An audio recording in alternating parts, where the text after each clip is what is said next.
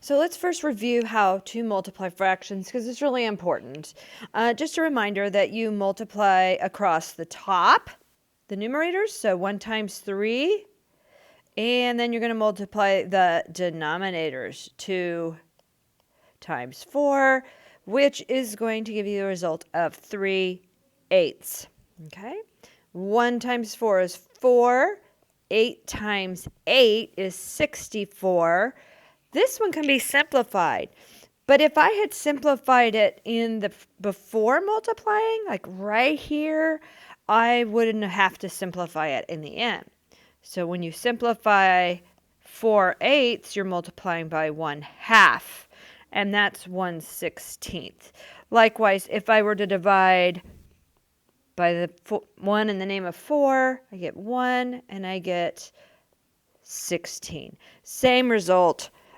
Easier to simplify before multiply.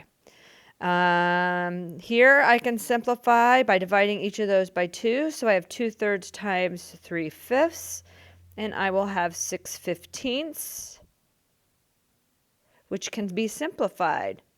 Because I had cross simplification there. So you can see that it's going to simplify to 2/5. Okay? I could have done 2/3 times and 3 times 5. Those simplified out. If I would have just left it as it was to start with, I would have had 4 times 3 is 12 over 30. Let's divide them both by 3. I get 4/10. I can divide them both by 2, 2/5. So any way you do it, you're still going to come up with the same answer. All right, independent events. That's what we've been talking about so far when we've been doing these events where we have a coin and a dice, or we have the shirts times the pants. But this time we're going to talk about it in writing as a probability. So when the outcome of one event, like throwing the dice, will not impact the outcome of the second event, which might be flipping a coin. Then we call the events independent because they're independent of each other. Once I've thrown my dice, I got that result, and I'm still going to toss my coin and get the result I get from my coin. So we find the probability of A, and we multiply it times the probability of B. Okay? So let's look here. In a board game, students draw a card, replace it, which makes them independent events, and then draw a second card. So they come from the same pool both times. So we have 1, 2, 3, 4, 5, 6, 7, 8 cards altogether. So they're both going to be out of 8. And it wants to know what's the probability of heart-eyed and then drawing an angel. So my heart eyes, here's hearts, hearts, and here's my angel. So if I look at it, my heart eyes, I have 2, and my angel, I have just the 1. I'm going to multiply across. I'll have 2 times 1 over 8 times 8. I did it this way because I want to simplify.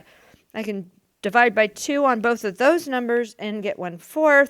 So my resulting probability of drawing a heart-eyed card and then an angel card is 1 out of 32, 1/32.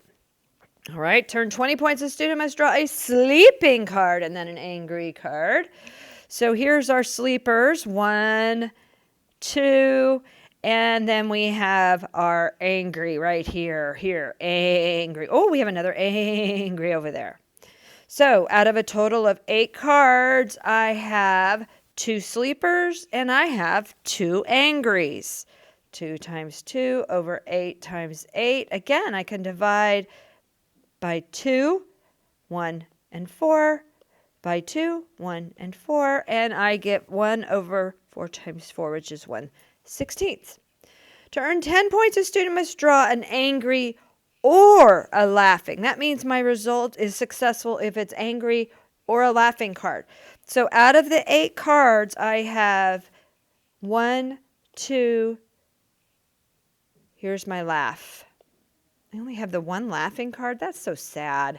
So there's a total of 3. 2 angry cards plus the laughing card. So I have 2 plus the 1 And then the angel card, we have the 1.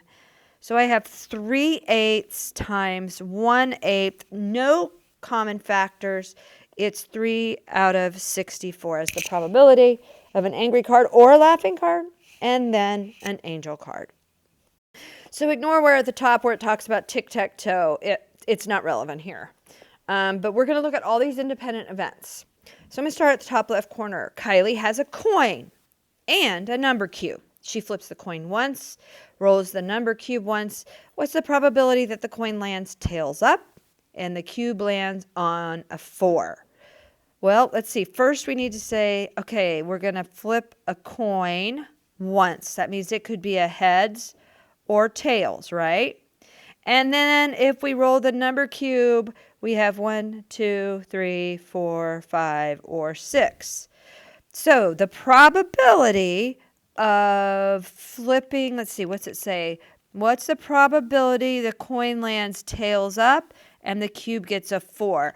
Well, tails up, the probability is 1 out of 2 possible outcomes, and on a 4 is 1 out of 6 possible outcomes. So it's 1/12. The probability of tails up and the cube landing on a 4 is 1/12. I'm going to go to the center one next. Neil goes to the pet shop and selects a treat for his dog. He chooses 1, returns it to the bunch, and then he chooses another. So they're independent because you have the same number of treats every time.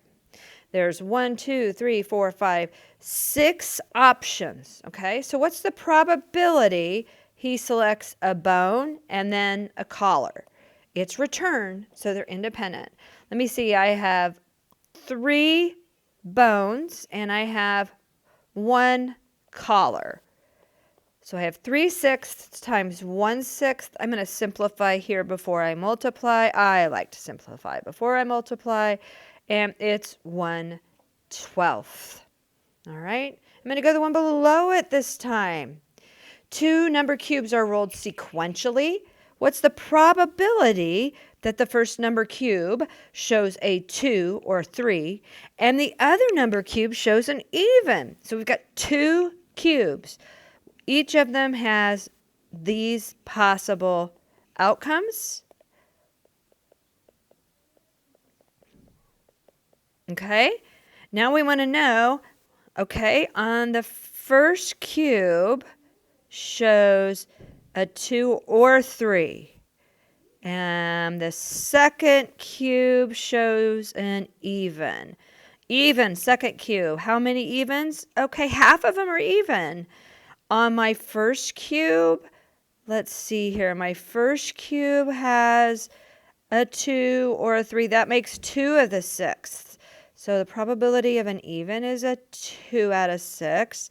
And the probability of a 2 or a 3. And the probability of an even is 3 out of 6. I'll multiply across this time. 6/36 divided by 6, I get 1/6. In other words, I could have made this 1/2 and 1/3, and I would have gotten 1/6.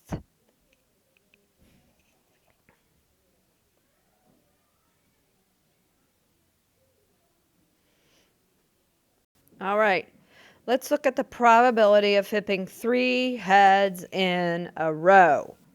That means I'm flipping one coin 3 times. Each time, heads or tails, heads or tails, heads or tails. What's the probability of flipping a head? 1 out of 2. The second time, 1 out of 2. And the third time, 1 out of 2. So it's 1 out of 8 is the probability of flipping 3 heads in a row.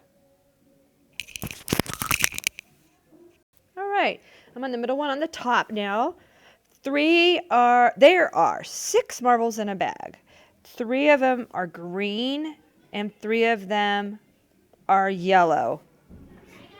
Okay, so you're going to draw a marble and replace it. So they're independent events.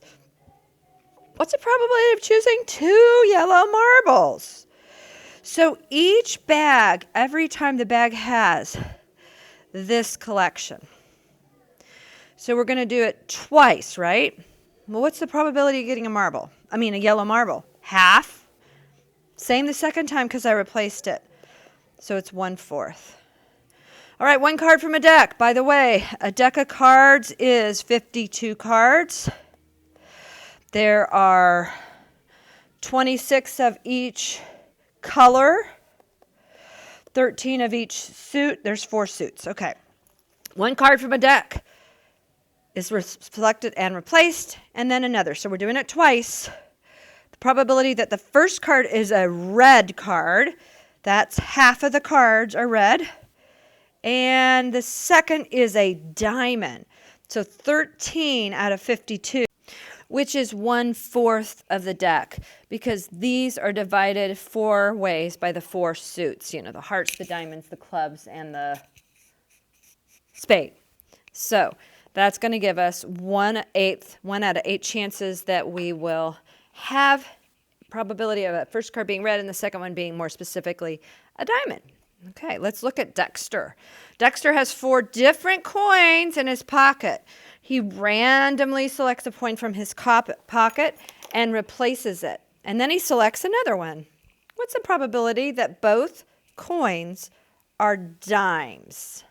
Well, if he has 4 different coins, I think we only have 4 kinds of coins in our money. We have pennies, nickels, dimes, and quarters. Let's just assume we're not talking about half dollars and dollars, because that's not general regular tender. That's not regular money that we use to shop with.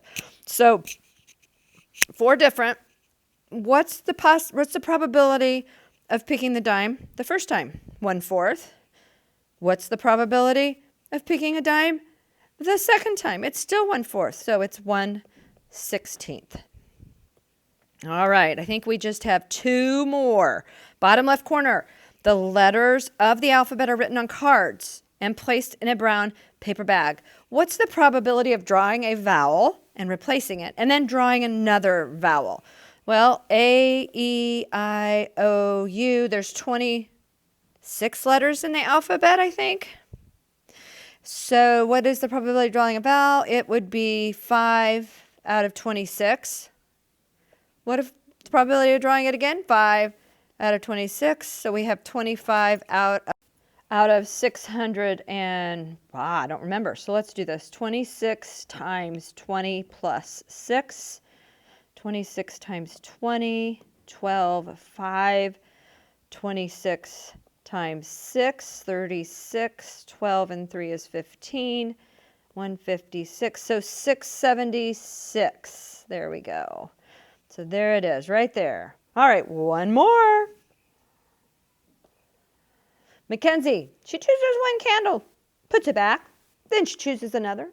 What's the probability she gets a polka dot candle? Both times.